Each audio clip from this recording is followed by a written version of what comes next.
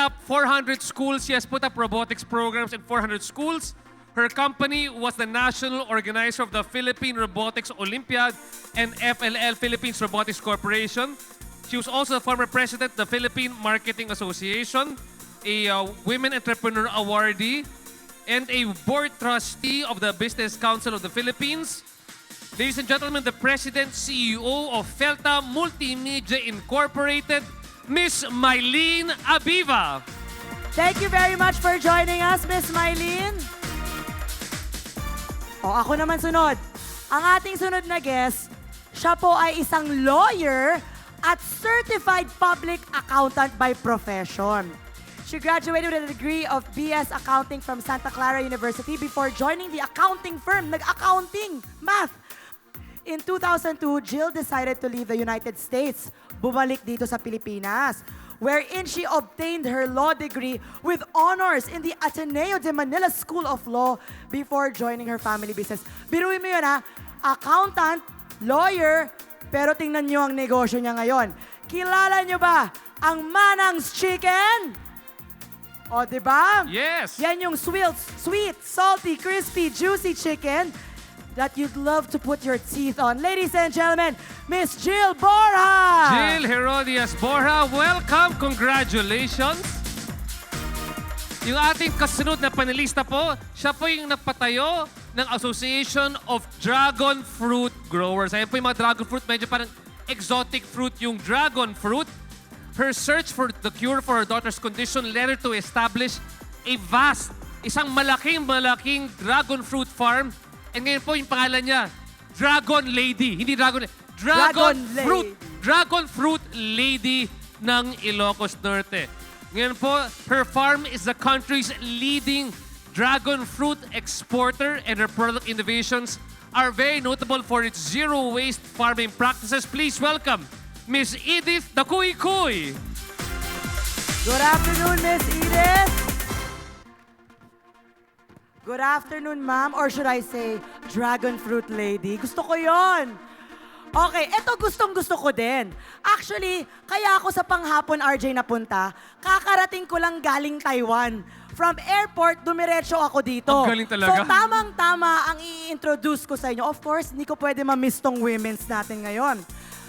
Alam nyo ba ang milk tea? Usong-uso na ngayon, di ba? Taas ng kamay na nakainom na ng milk tea. Ayan, milk tea Ayun, po. halos Milk lahat. tea. Oh, yan. Ito sikat na sikat. She was only 23 years old. Sino dito ang 23 years old? Taas ang kamay. 19 years old. O, doon mas rumami. When she was 23, she and her fiancé put up quickly a growing business in 2008. As a young entrepreneur, she proved that age is not a hindrance to move up in life. Before they can spell the word TEA, their business became the first Filipino top tea shop to use espresso machine in making tea. Her company now has 28 company-owned branches in Luzon and a franchise in Cebu, each selling 200 to 500 cups a day. Ladies and gentlemen, siya rin po ay isang Go Negosyo and Philippine Star Young Inspiring Star Entrepreneur Awardee and PLDT's Next Gen Bossing Awardee in 2011. Ipakilala na natin, RJ, no other than Miss Juliet Herrera of Serenity. Miss Juliet, kumusta na? Miss Juliet, Kayo welcome pala here on yun. stage. Wow! Ayan po, batang-batang entrepreneur. Ibig sabihin yan, entrepreneur, walang kilalang age. Ito mga young ones lahat sa stage natin ngayong hapon na ito, including our next panelista. Siya po mahilig maglaba. Ay, hindi pa maglaba. Maging laundry. Mag-laundry. Uy, pero hindi basta-basta laundry Oo, to. mahirap yan. Ito, yung tinatawag na first eco-laundry store dito po sa Pilipinas. Siya po, bago siya naging isang entrepreneur, siya po ay isang stewardess ng Delta Airlines. Magandang storya to. Ayan. Noong 2007, nag-retire siya from Delta Airlines and embarked on 2 years of research para ipatayo yung tinatawag na green laundromat, yung eco-friendly laundromat. And right now, she has the first ever eco-laundry business in the country. Mga kaibigan, please welcome the founder of Panda Cleaners, Miss Zara Juan. Good afternoon, Miss Zara. Always a pleasure to Hi, have Zara. you with Welcome us. back here on stage. Miss Zara Juan, thank you very much. O habang ina-announce pa namin ang ibang ating mga kakasama dito, kung may katanungan kayo, don't forget, i-ready nyo na mamaya para matanong natin sa kanila. Okay, ang ating susunod na makakasama ngayon, when she started out, siya po mismo ang nagde-deliver ng mga produkto niya sa kanyang mga kliyente.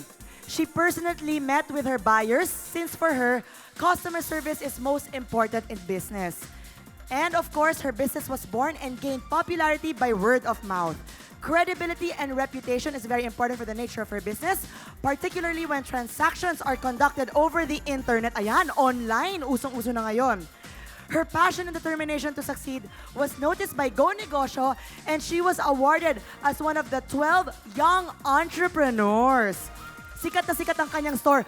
Kung dati sa Multiply siya nagsimula, ngayon may physical store na siya. Wow. Multi-awarded to, yes. That's right. Ladies and gentlemen, from Kim Store, no other than Miss Kim Lato. Kim Lato, welcome back here. Ayan.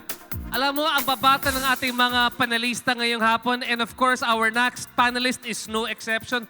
Siya naman po may law background. Siya po ay isang graduate Parang ng Ateneo dapat Law ako yata School. magpakilala na lang neto. Timing to. Magaling timing to. to. Siya po ay isang graduate ng Ateneo Law School at isang law associate sa Ponce and Reyes Manalastas Law Office. Siya rin po ay founder ng One Stop Shop Philippines, isang Bakit ka pa consultancy firm. nagbabasa dyan, RJ? Parang hindi mo kilala. Memoryado ko to, kaya dapat tamang-tama ito. Siya po ay isang founder ng isang consultancy company para sa mga foreigners na gusto magpatayo ng mga negosyo sa Pilipinas. She is also a licensed real estate broker and contributor to Business World. Pero yung kanyang claim to fame, siya po yung founder ng Mercato Central, yung pinakamalaking food entrepreneurship Ay, teka lang. business in the Philippines. Teka lang, RJ. Akala ko ang claim to fame niya ay dahil siya ay ang iyong magandang asawa. Yan rin po, Ayan. yan rin po. Dagdag na lang po yan. Dagdag na natin yan. And of course, dito po sa Mercato Central, maraming mga malalaking mga businesses ngayon yung lumabas mula dyan. Kunyari, mga Manang's Chicken, Mochico, Merimu, Brasas, maraming mga napalaki ng Mercato Central which has 10 branches now nationwide from Metro Manila hanggang Cagayan de Oro. So ladies and gentlemen, please welcome Miss Vanessa Pastor Ledesma. Ang maswerteng asawa ni RJ or baliktad ata. Ikaw yung maswerte. Ako yung swerte dyan. Aba! Round of applause naman. Happy anniversary, RJ. Actually, today is our wedding anniversary. Ah, nakita So ko I nga wanna sa say Facebook happy mo. O, di ba? May ganun pa. Good afternoon. Okay, ito favorite ko rin to. She is a pharmacist by profession. She was thrown into the difficult task of continuing the legacy of their business. A well-loved mommy house in Binondo, which her deceased father built 40 years ago. Traditionally, it's supposed to be the eldest child. Di ba pag Chinese, the eldest child who should take the lead. She is the youngest child in a Chinese family, but she was determined to continue operating the mommy house that the Filipino-Chinese community has loved all throughout the years. And of course, they have offered food from the original menu and added some more. Nag-innovate pa sila. Ladies and gentlemen, tawagin na natin siya from Masuki, Miss Willen Ma'am. Ibang Willen klase Ma'am, passion welcome. neto. Ito ang tinatawag na heritage entrepreneur. Now, our next one, kilala ng mga mahilig sa mga abubot, di ba? Uy, high school pa lang ako pag pupunta ako sa mall. Pag nakikita ko yan, yan ang Ayan, palaging pagregalo. Napapadaanan ninyo lagi. Anybody wants to pass by there, kung may ireregalo ka sa iyong sweetheart. Siya po is one of the owners of a specialty shop which carries a wide variety of gifts and decorative accessories. Now, ladies and gentlemen, in 1976, the family planned to open up a new shop in Ali Mall, Cubao. Today, their store, Papel Melroti, has evolved into a chain of gift shops that has touched countless lives through its unique product lines. Ladies and gentlemen, please welcome from Papel Melroti, Miss Patsy Paterno. Hi, Patsy. Thank you so much for joining us. Hello! O ito, I'm sure it wasn't peanuts for her nung nagsimula siya sa kanyang negosyo. Pero ngayon, malaki na at nakikita na natin kung saan-saan. Peanut World began as a concept after noticing a cart that was selling peanut. Our next panelist was amazed at how a large number of customers was easily attracted to these peanuts. This now pushed her to do research and plan her own cart operations. She opened her first cart in 1996 in Grand Central under the name JM Nuts and Hot Castanas. Encouraged by the performance of the first cart, Miss Cosi applied with the SM Malls. She was requested to change her name, thus JM Peanut World, etc. was born. From then on, JM Peanut World carts are open in various SM malls. She then decided to open up the business to franchising. The company joined the Association of Filipino Franchisers Incorporated, or AFI, and launched their franchise program. Peanut World is customer-focused and, of course, always thinking of what's good for their customers first, rather than what would be good for them. They make snack cart caters to people from all walks of life and ages. Ladies and gentlemen, Miss Josephine Cosi of Peanut World. Palakpakan please, Miss Josephine Cosi, mga kaibigan. Ito po lahat ating panelista for this afternoon on food, retail, restaurant and information technology. Ngayon po, pwede po natin i-display sa ating screen ngayon yung background of kung saan kayo pwede magpadala ng mga tanong. Please use the hashtag FES6 to get in touch with Facebook and of course with Twitter for Go Negosyo. So please, if you've got questions, please feel free. We'd like to ask for 5 questions mula sa ating audience members ngayong hapon na ito. Priceless yun. Ayan you po. will get to ask questions directly from them. Pero RJ, simulan na natin Let's to. start off. Okay. Ako, first of all, Chal, no, usually yung first question ko lagi ay galing kay Dean Pax Lapi. Di ba sinasabi lagi ni Dean Pax? Mentor ko yan. Mentor natin yan, di ba? Pagdating sa Go Negosyo. Negosyo, yes. Sinasabi niya para sa kanya, sometimes, inspiration comes from irritation. Dahil naiirita ka, dyan naging inspiration mo noon. Di ba? Si J. Bernardo, naiirita siya sa mga mapabahong, mapapangit na toilets, public toilets. True. Kaya naging toilet king siya. Irritation became inspiration. Ibig sabihin, kung saan may nakikitang problema, may lumalabas sa solusyon at nagiging negosyo pa. Naging oportunidad. Okay. So maybe what we'd like to hear from you, beautiful ladies. That's right. Sino dito ang nakaranas yun? From irritation, naging sa... Oh, ayan na. Ayan, Miss Zara. Ano po yung naging iritasyon ninyo na naging inspirasyon? Teka lang, Miss Zara, alam mo, yung profession mo, lagi ko sinasabi, dream yan na maraming kababaihan eh. Pagiging stewardess, lagi, I want to be a stewardess, pero ngayon, entrepreneur ka na. Oh, ano naging irritation sa'yo na nagpabago ng career mo? Stewardess 80 pounds ago. Baka hindi sila Pero maniwala. beautiful pa rin. Baka hindi sila maniwala. Okay, ano yung irritation na yon? Irritation kasi kami, husband and wife team eh. So, ang irritation kasi, my husband used to have, meron na kaming laundry talaga. We operate a laundry before.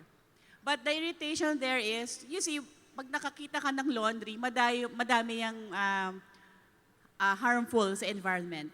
Which is, number 1, plastic bags. Every day, nagre-release kami ng kung ilang libong plastic bags all throughout. At saka, yung tubig at sabon na ginagamit, syempre nakaka-harm din yan sa environment. So, yung Panda Cleaners, nagmula talaga yan sa alignment of advocacies namin. Nakakairita kasi yung may nakaharm yung environment. Like what you said, nakakairita. So talagang eco-friendly. You were irritated by na hindi eco-friendly yung pagka-laundry. Yes, So that's yes. what happened to Because you. we know kung anong basura ang ginagawa din ng isang laundry business. Interesting. Miss Zara, moving on, ito isang interesting question, no? Another irritation, kunyari ito, irritation to, I'm sure for ating Miss Dragon Fruit Lady dito. Di ba, nakakondisyon po yung anak po ninyo, kaya po na kayo pumunta po sa Dragon Fruit business? Yan po yung storya po ninyo? Opo. Meron po kasi akong anak na cerebral palsy. Problema po niya is yung constipation, which is talagang kasama-sama na rin po sa may sakit na cerebral palsy. And syempre po sa paghahanap po ng ating, sa iritasyon mo or dun sa problema mong yon, hahanapin mo syempre kung ano pong solusyon para po magaanan naman po yung pangangatawan ng anak po. So I came across the dragon fruit na sabi lang po sa akin ng isang kaibigan na maganda po sa cerebral palsy, sa constipation problem po niya, and it did work like magic.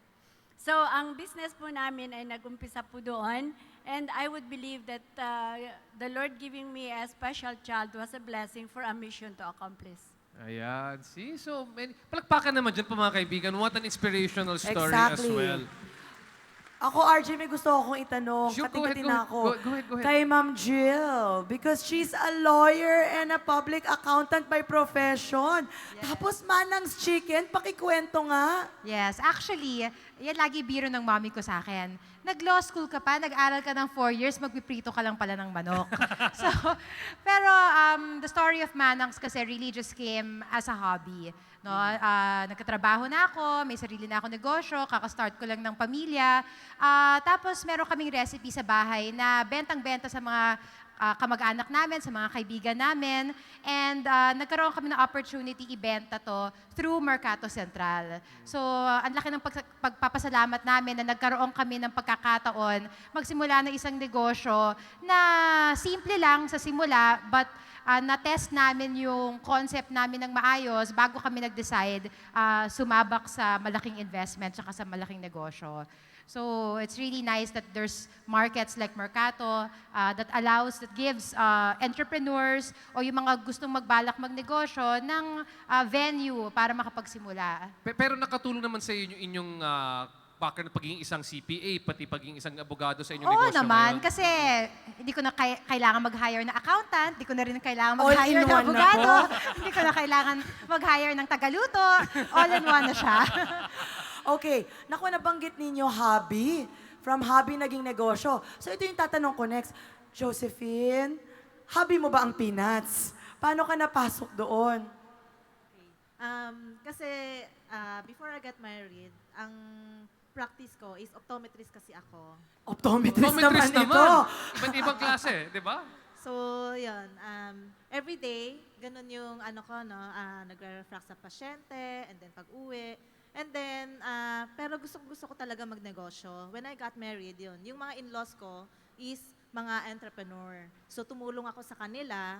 And yung sa pagtulong ko sa kanila, tama-tama, fronting nung area na binabantayan ko is may peanut cart.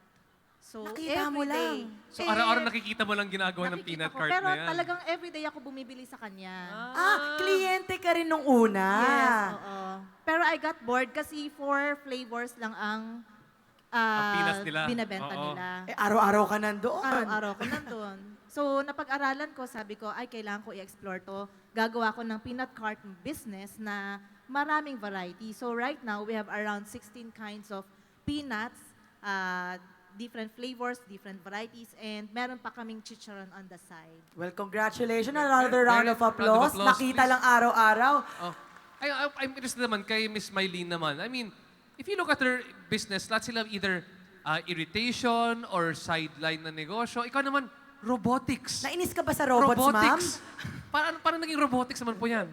Hindi, ang akin pong advocacy is technology. Technology. Kailangan po ng bansa natin ng mga scientists, inventors, and engineers. And we start them very young at the age of 9, and we're using Lego. Yun po kasi safe siya and you can reuse it. So economies of scale, gamitin mo ng ilang taon. And for the past several years, we've also been increasing in the number of girls joining robotics. So hindi lang po pang lalaki ang robotics. Actually, I wanted to discuss that, no? Pag sinabing technology, usually engineering, mga ganyan, lalaki ang unang pumapasok. Was it difficult? Yes, very difficult. Dati noon, mga 13 years ago when I started the robotics program, Oo. magkaroon lang ako ng isang bata na babae. Sabi ko, Masaya ka ikaw ang muse. Talagang love na love ko siya. And nanalo po kami sa mga robotics competition. And just about 2 years ago, meron pong 3 girls, age 14, ang nag-win ng gold sa atin sa World Robot Olympiad. But Miss Mylene, ano po yung background po ninyo? Business. Business ka naman. Business management. Business management But naman background ninyo. I almost did not pass high school because of physics. So yun ang aking challenge. So math Yes. math rin. May konting Oh, math. Oo. physics po, science. Sabi ko, if we teach children to enjoy science and to learn Fair. physics in a fun way.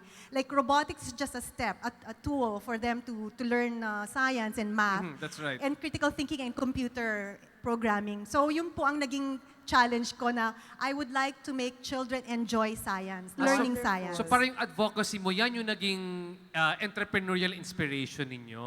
Robotics and technology in heels. O, di ba? Right. At naka-Lego pa. May Lego pa. Correct. Okay, pupunta naman ako kay Juliet, okay? Kasi, Juliet, dati-dati, ilan years na ako palagi akong bumabalik sa Taiwan. Nakita ko na yan palagi, milk tea. Pero ang sikat dito dati sa Pilipinas, kape. Di ba? Kasi yung mga US chains nandito. So, how did you get in? Paano mo naisip na, dalhin ko kaya to dito? Of course, we want to start business. And then, habang, syempre, nagmo-malling kayo, nakikita nyo puro coffee shop. So, mag-isip naman kami ng partners ko ng ibang business na medyo hindi pa sikat or wala pang masyadong competition. So, naisip namin ipasok yung milk tea business. And then, of course, we do some research din talaga sa abroad. And then, pinattern din namin sa taste or sa palate ng mga Filipinos yung paggawa namin ng milk tea, yung medyo sweet blend. Kasi pag nasa abroad ka, medyo matabang naman siya. So, ginawa mo cater to Filipino taste yung Yes. produkto ninyo, Juliet. Nag-innovate pa rin sila. Of course. Kailangan kasi talagang mag-adjust tayo dun sa environment kung sa yung ng business natin. Okay. At sa unang day, patok na rin? Did everyone receive it well? Tell us more about that. No, at first talaga yung sales namin sobrang like 500 pesos a day and then mamumblema pa ako at the end of the month saan magbabayad ng rent. Oh. So, doon talaga sobrang parang feeling ko parang magsasarado na ba tayo? Pero syempre we never give up. And Ako- we think of ways na para ma-improve talaga siya. You know, I'm very inspired by your story because syempre talagang entrepreneur yan. Every day you're thinking where to get the money kasi you've paid for rent. But there's one person before never had to pay for rent for her space, which was Kim over here. Kasi sa kanya, online. multiply.com noon. I have two questions since I'm asking you already right now. Paano ka na-inspire? At nung sinara yung multiply.com, syempre natakot ka, di ba? Saan ngayon magiging negosyo mo? Paano mo nilipat mula internet at naging isang brick and mortar or physical space yung negosyo mo, Kim? Nag-start yung business ko nung college ako. Mm-mm. At that time kasi syempre wala ka talagang malaking capital to build a brick and mortar space. So at that time, sikat na sikat yung Multiply. So I thought, since mahilig naman ako sa electronics or sa cameras, why not sell it online? So yon, online, wala ka ng bayad sa rent. And then how did you get your customers? Teka lang, tanong ko ha. Sino dito ang college students? Taas ng kamay. Yun. Sino dito may Facebook account? Taas ng kamay. Parang ikaw lang dati. Oh, how did you get your clients to start coming and buying your stuff? Before po kasi hobbyist po ako, mahilig po ako mag-take ng pictures. So normally I upload it and Multiply. So nandoon yung mga connections ko sa mga Multiply, networking lang din po. So doon na rin nakita. Pero So you- ngayon, may store na siya. Yeah, ha? so parang natakot ka ba nung biglang nawala yung multiply? Saan ka magbibenta ngayon? Or At that prepared ka dyan? time, na-build ko na po kasi yung mga contacts ko, word of mouth din po. But right now, after Multiply, meron na po akong sariling website, kim.com.ph, kung mahilig kayo sa mga electronics. May benta pa. Kim.com.ph para may Marketing. may marketing pa dyan. Well, ha? congratulations. Siya rin po ay isang awardee ng Go Negosyo. Ito, ako magtatanong dito. Ikaw na magtanong. Vanessa, kamusta ang asawa si RJ? Ay, mali. mali. No, but seriously, ito naman, medyo ibang klaseng negosyo rin to, okay? Because negosyo na nagbibigay negosyo sa iba. How did this concept come about? It's actually a romantic story how Mercato Central started. Talaga? So talagang it's a husband and wife team talaga. Because I was still practicing law in the law firm. Then I took a leave for our wedding. And then during our honeymoon, dun ko na tagpuan yung Mercato Central sa Florence, Italy. So it was from there that and then when we were in Florence, Italy, gustong-gusto namin puntahan itong Mercato Central kasi it had a lot of small entrepreneurs introducing their products from farm to table. A lot of them were very community-oriented. Yung mga first time, uy, may masarap silang gustong lutuin and to introduce to the market. Tapos dun, and then that's where they sell it at a very low price. So dun kami na-inspire, dun ako na-inspire, hey, we can do this in the Philippines. Kasi ang daming, think of all the jobs that we can be giving to the Filipinos, and it's building a community. At saka ang sarap-sarap ng food ng mga Filipinos, and we're naturally cooks, di ba? Everybody here, parang may secret recipe kayo sa bahay, yung nanay, yung yaya mo, yung lola mo, that you'd like to showcase to the market. So we thought, RJ, we can really do this. Let's bring this to the Philippines. And then RJ just looked at me and said, you've got to be kidding. Uy, ang tamang sagot ng asawa palagi, yes. Parang akala niya I was crazy. But talagang I really pushed him and then we found the perfect partners to do it. Anton Diaz, who's a food blogger. So I said, you know, hulog ng langit. It's the perfect time to open Mercato Central in the Wonderful. Philippines. Totoo yan, RJ. Kasi, di ba kahit mga empleyado sa lunch break nila, magbebenta yan ng mga luto nila. Ngayon, Tama. hindi lang sideline, biglang later lalaki, nagiging negosyo na rin. Talking about people starting off in the food business, we have over here si Miss Villan, di ba? Paano naman sa inyo? Because I understand, mahirap may trabaho ka na ng iba, di ba? I'm sure. Then, nahahatak ka pagdating sa family business. Did you feel parang may utang na loob ka sa negosyo mo na ituloy yung kanilang family business? How did it go? Anong story ng entrepreneurial story mo, personally, yung story mo? Isa po akong pharmacist. A pharmacist? Bali, liaison officer po ako ng isang medical device company. Tapos nung time na pumasok ako sa Masuki, yung negosyo po namin, 1930s pa, nasa Binondo na siya. 16 years old yung daddy ko na nag-start siya. Tapos hanggang sa naging restaurant na siya. Nung pumasok na ako sa negosyo naming to, hindi naman nakakairita. Medyo nagkakaproblema na kasi yung restaurant. So parang... Problema in terms of walang gusto magbantay or wala nang Hindi. quality? Kasi very traditional. Chinese kasi kami. So yung pagpapatakbo ng negosyo na minana ng mga kapatid ko, galing sa tatay namin, is very traditional. So pag sinabi mong traditional, walang sistema. Diba? So nagkakaproblema na mga tao sa mga dapat bayaran, mga ganon. So ako, natakot ako na baka mamaya mapunta na lang sa alaala yung merong kami na nag-umpisa pa ng matagal na. So sabi ko noon, naglakas loob ako na nagsabi sa mga kapatid ko, manghiram tayo ng puhunan ulit para mag-umpisa tayo ulit doon sa restaurant.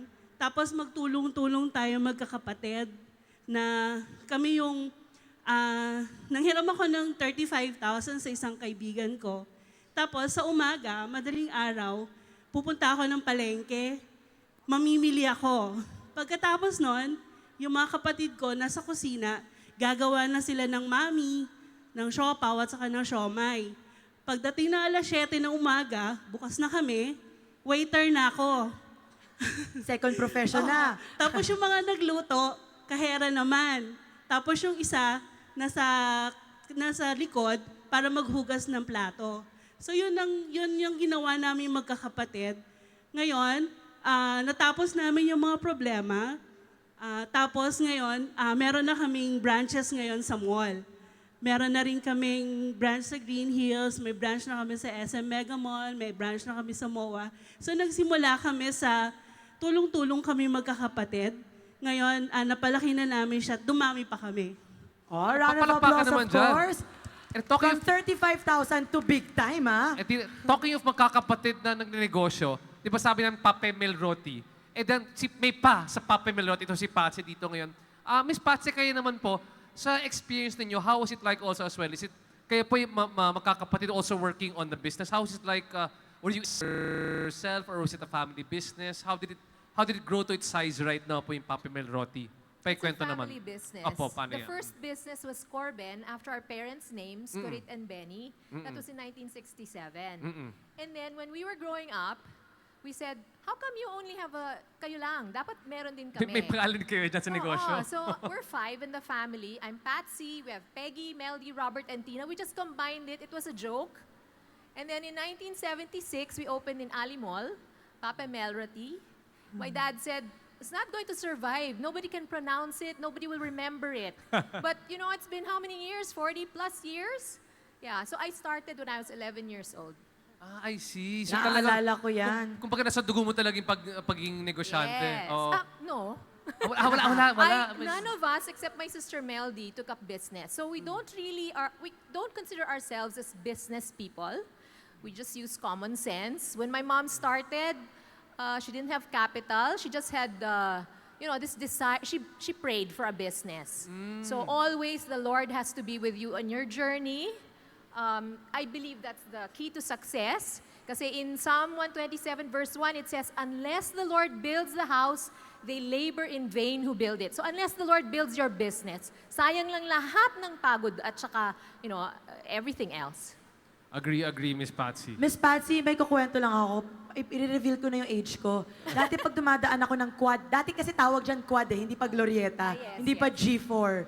Quad. Doon makikita mo talaga, how do you make a business like this survive through the years? Well, I told you the secret is the Lord because Yun na yung secret. we're not ambitious. Okay? Like my sisters, really the moving thing about the business is not money. It's really helping people find livelihood. Because people come to us, mga poor people, disadvantaged, and we try to find livelihood for them. So when we're able to give them business, kami rin na, we also take advantage of that, diba? Because when they sell kasi some of our suppliers, 30 years, and then they tell us, kayo ang dahilan kung paano namin napag-aral yung mga anak namin. So that's what, gives us really That's the something also motivation. that's really big now, business with a cause. Kumbaga, what are we in business for? That's a very nice thing to take a look at. Exactly, Yan talagang pinapag-isipan natin.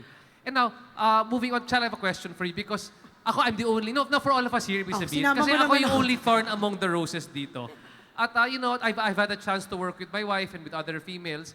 Pero ano ba yung mga kalidad ng mga kababaihan natin pagdating sa negosyo? What is their special quality of the woman, di ba? Of a woman entrepreneur that makes them good in business. Kasi sinasabi nila lagi maybe is it their eye for detail? Ano yung special What's that characteristic? special What do something they that makes have a woman extra good when it comes to being an pagdating sa entrepreneur? negosyo? Let's start.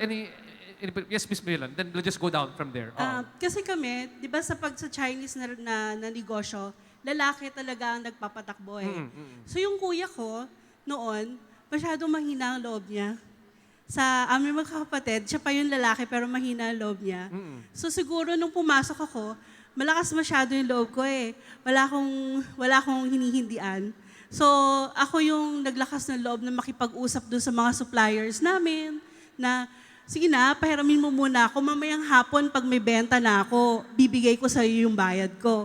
So parang kapal ng mukha, meron siguro tayong mga babae nun, lakas ng loob. Saka yung talagang determinado tayo na kailangan mabuhay ko yung pamilya ko.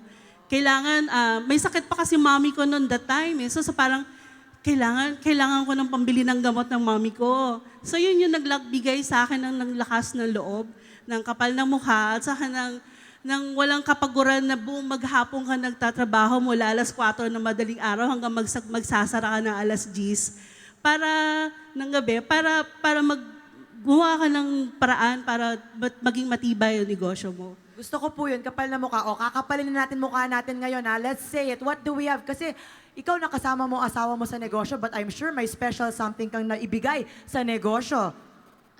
Katulad ng sinabi ni Mr. RJ, kami kasi nung fiancé pa lang, Pinauna ko na kaagad.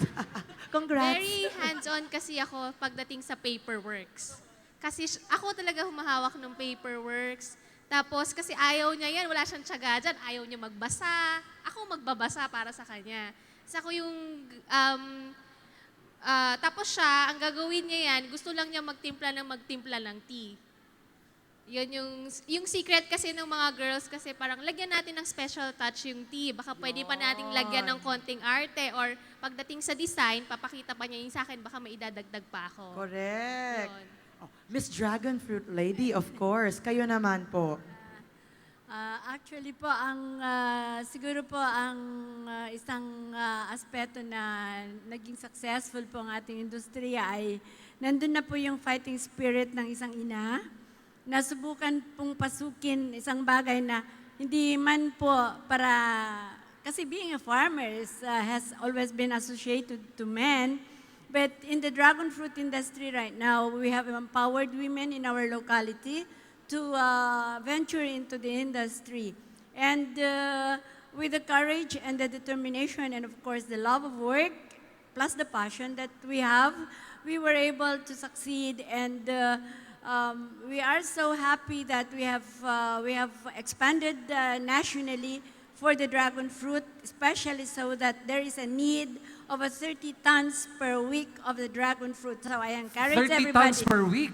Yes, Wow. I encourage everybody to get into it. If you do have your marginal lands, please keep in touch with us. We can help you. We can assist you in the venture. Start the venture. At hindi lang mawawala yung constipation mo. Di ba? Uy, grabe yun, RJ. Kasi when it comes to agriculture, dati-rati, mahirap pasukan niya pag babae. So I like yung fighting spirit ng isang ina. Totoo yan. Ito naman talk about fighting spirit. Let's talk. Jill, how about your fighting spirit ninyo? I think women are natural multitaskers. No, I think we're built, hindi lang tayo mga negosyante, mga entrepreneurs, pero mga wife din tayo. We're also mothers. So hindi lang negosyo, kailangan hindi lang negosyo ang pag-ubusan mo ng oras. You also have to come home and be a good wife and be a good mother, which is a second and a third job. So I think that's what the advantage of women. No, we can easily shift gears and be good not just at one thing, and be a complete person. Wow. I think the success of women is also because of our nurturing quality. Tayo pong mga kababaihan, maawain, mabait, at we are good to our employees, we're good to our customers, and I think that's our secret of success. And for women, hindi po tayo mas mababa ang katalinuhan. We are smarter than men. Oy, they say, you teach one... Yes, I agree. Diba? Yes lang ng yes, RJ. Yes You lang, teach yes. one woman, you teach a whole village. That's right. Okay. Ako po naniniwala ang isang woman entrepreneur is a complete package. Okay? Paano ko nasabi? Of course, women are intelligent people. Okay? So, we are intelligent entrepreneurs as well.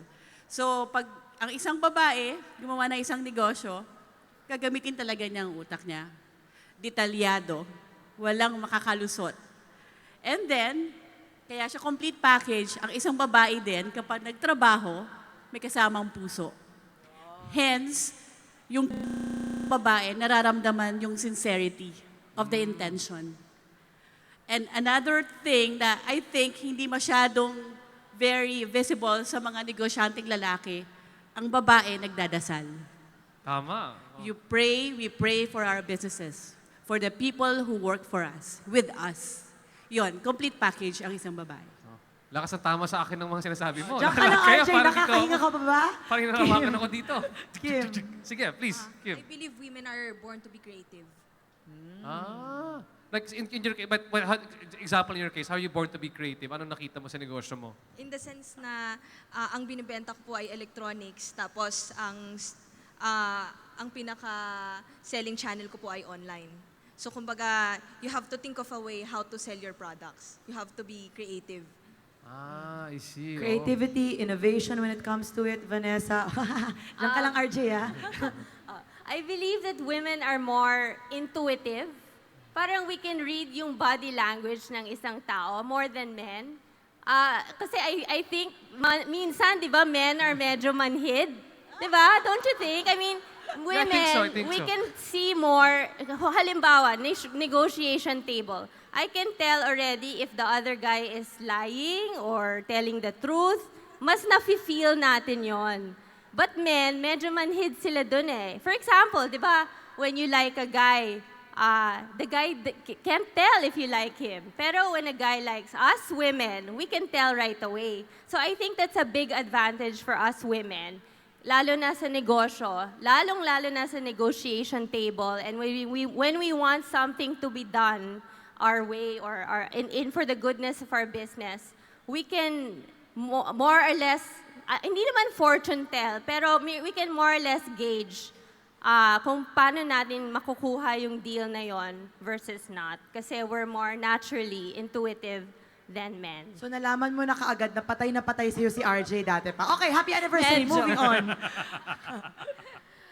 Very good. Ang gaganda ng mga sagot nyo. Uy, walang pressure po sa sagot ha, pagdating sa dulo.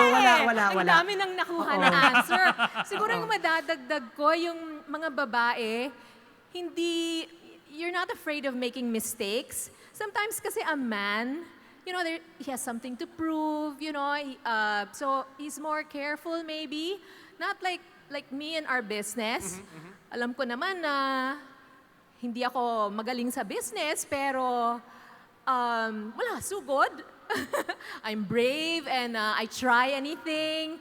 I'm creative and I find my strengths as I go on. Parang ganon. Okay, yung pagiging creative dito magagamit pagdating sa dulo. Mga kaibigan, last but not the least, ito na. Yan yung synthesis ng lahat. Sige. No pressure. Nasagot na nila lahat. Okay, so sa opinion ko, ang babae mas detalyado, lalo na sa pag-allocate ng fund, mga funds. Kasi sa business namin, me and my husband, partner kami. So like example, kailangan palitan ng gulong ng truck. Okay, sabihin namin sa driver na, sige, i-check mo kung saan tayo makakabili ng gulong. Ang binabalikan ng driver namin, ako, hindi siya. Kasi pagdating sa kanya, sir, ito daw yung presyo. Sa kanya, approve lahat. Sa akin, hindi. Pumunta ka pa dito, isa-isahin mo lahat yan. Oo. After nun, saka ko titingnan kung saan tayo bibili. Totoo or ako yan. yung sasama. So, pag-allocate ng mga, basta tungkol sa pera or sa decision making, very detalyadong mga babae. Lahat nag-agree, buti na lang, hindi ako na-pressure mo. Ayun, so on my opinion, yun. And RJ, mag-agree ka na rin. Wait, before we open up the forum, okay, not everyone has answered, but maybe some of you, okay? A real question here. Being a woman, actually lahat naman na negosyante, may difficulties, may challenges, di ba? But being a woman, I always say there's extra challenges na binggit natin pag nanay ka and entrepreneur at nagdenegosyo. Uuwi ka ng bahay, iisipan mo pa yung baon. Ano yung pagkain bukas? O nalinis na ba yung bahay? Kung wala ka namang anak, kanina binanggit ko, tumawa sila, pero totoo, magdinegosyo ka, mamaya magkakaroon ka ng dysmenorrhea. Di ba? Di ba? No, but seriously speaking, Tama. these extra challenges, let's break it up. Because I want some of these people, they say na, dati na kayong mga negosyante, big time na kayo, alam nyo na yan, madali na yan. I'm sure you also had your own challenges. Can you quickly just share it to them? Para makarelate rin sila. My mom started the business because she wanted to be a mother full-time. So in her business, we're all involved. She stopped working outside, she worked in the house. And then when we had babies, we brought them to the office. Okay. So parang it's just part of life. Way is of the life business. na rin. Parang way Yes, of life all the yung babies negosyo were in ninyo. our office. All of them grew up in our office. Smiling, Ako naman opo. sa technology, as you have mentioned, wala pong masyadong babae sa technology. And I made a presentation at one time and talagang binatikos ako ng mga kalalakihan because I am a woman and I proved to them that I can teach robotics to children as young as 9. And here I am now with almost thousands of children doing it. And I think that that is something that we have to always to put in our minds that technology is not just for men. It's for women as well. Miss Willen, opo. Kasi ako naman, single mom kasi ako. So, noong may baby na ako, nagtatrabaho na ako noon.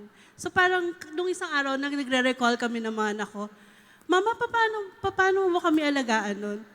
Parang napaisip ako, oo nga, no, hindi ko alam kung paano sila lumaki kasi nagtatrabaho ako nung time na yon na lumalaki sila.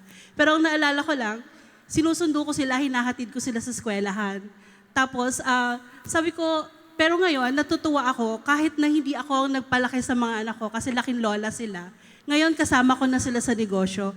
Sila na yung nagpapatakbo ng malls. Tapos nasa production naman yung isa kong anak kasi culinary graduation. So parang sabi ko, kahit hindi ko sila nakasama na nakikipaglaro o ano man o nag-guide sa kanila, Ngayon, kasama ko naman sila sa trabaho ko, which is good for me. Pwede na ako magpahinga. Very well said. Yes, ma'am. I can relate to that, no? Kasi nung nagsimula yung Manang's Chicken, 1 month old pa lang yung baby ko. And first child ko siya. Tapos, ilang oras yon na nasa market, nagbebenta. Tapos, newborn yung anak ko. So, in between, I have to call my husband. Dito ka muna kasi kailangan ko mag-pump.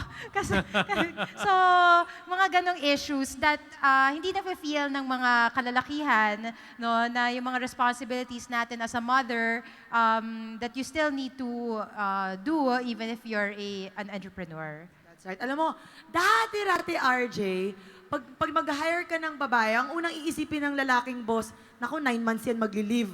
Diba? Pero ngayon, we really do step up. We really do show them. So, a round of applause for our entrepreneurs. But this time, we will give them the chance, RJ. Ayan. Saan si Brother Mike? Brother Mike! Saan ka, Brother Mike? Tatakbo na yan, tatakbo na yan. Ayan, si Brother Mike. Ayan na. Si Brother Mike ay brother talaga. Ayaw tigilin. Bakit ba kay brother na brother? Ay, Younger talaga brother daw. Mga tao tuloy nalilito na kung ano ba talaga ako. Thank you. Sige, habang umikot si Brother Mike dyan, si Mike, Brother Mike na naman. Mike, bago ka umikot, I just have one more question just for the Go ahead, panel go here. ahead, no? go. And again, for anybody to answer here right now, is yung nakakatakot, whether you are a male or a female entrepreneur, is yung step, kasi there's that one final step, you say, okay, iiwanan ko yung trabaho ko. Iiwanan ko to, then you make that final choice na ito na yung maging career decision ko na maging isang entrepreneur. That's a very scary decision to make, di ba? For any of us over here, you left law practice, you also left law practice, you left pagiging pharmacist or optometrist, di ba? To become an entrepreneur. Can you share with us a bit more how do you know that it's time to make that decision? To leave kung ano yung ginagawa yung trabaho, to leave what you have, and then to take that one step forward. I think that's a very, very insightful magagamit pa ng ating mga kasama dito na may balak, may day job sila or may ginagawang mga iba. Kailan sila pipiliin yung pagiging isang entrepreneur full-time? Okay, I can answer that. Sige. I decided it was the right time for me to become an entrepreneur the moment I was about to become a mother. And this was because, syempre, it's actually a practical question and a practical answer. Di ba, syempre, if you have a 9 to 5, in mine and Jill's case, 9 to 12 midnight job, syempre, those are the number of hours you'll be away from your children, from your baby. Pero kung ikaw ay isang entrepreneur, you have flexible time. You have the whole entire time with your child.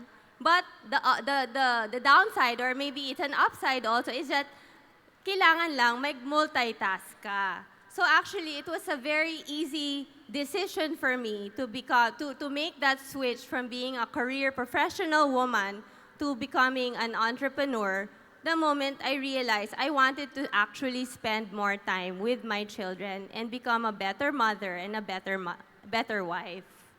Better wife. Better wife. Nalagay ka doon, syempre, better dapat. wife. Zara, did you want to say something? Parang may gusto ko sabihin. Hindi, inisip ko lang yung dati ko rin trabaho. Oo. Kasi I used to fly for then Northwest Airlines. Now it's Delta Abroad Airlines. yun, maraming napupuntahan. Mahirap. Kasi pag dalaga ka, di ba, you travel, and then it's free, so anytime you just go. And then your work, you fly around then. So parang ang sarap nung trabaho. It's really the perfect job para sa mga dalaga, binata. Kasi lakwat siya eh. And then, I got married and I had a kid. So parang I had to make a decision also na, okay, out of, in 1 month, 11 days lang ako nandito or 10 days and the rest, wala yon. So umaalis ako, pagbalik ko, naglalakad na yung anak ko, hindi ko na nakita yon. So yun din yung nag-provoke sa akin. I have to do something about what I do. I cannot stay at home. Hindi naman ako mapapakali sa bahay. So it was really, really difficult. But when I did it, it's more of a calculated risk. Siyempre, kailangan natin pag-aralan. When we make a decision, you have to study each and every aspect of it. And then there's this one person who gave me an advice. When you make a decision like that, you never look back. Para wala ka na ng what if. Of course, you pray for it. You ask the Lord for guidance. And then, once you make the decision, you never look back. Stick by it na. Yeah. Yung kagandaan dyan, what I'm seeing from several of your answers here right now sa stage is that actually, motherhood is what pushes you Yes. towards entrepreneurship eh. Actually, Diba? totoo rin yan. Although the effect could also be na we could also lose time, like what you said with our Oo. kids. Pero yun din yung nagtutulak sa atin, no? Ang ating family. But yeah, that's what's really impressive about yung ating mga kababaihang entrepreneurs. Palakpakan please sa lahat ng ating mga Yes. panelista Kasama ako ngayon. dyan. And of course, yes, Oh, including okay. yung Miss May Kat. tanong na tayo, Mike. ha? Oh, yes, Mike. go, Mike. Kanina pa nga kami kumakain ng chicharon dito eh. Isa pa yung magtatanong, ay, lipo kayo. Oh. Yes, nakakalakad na si ma'am.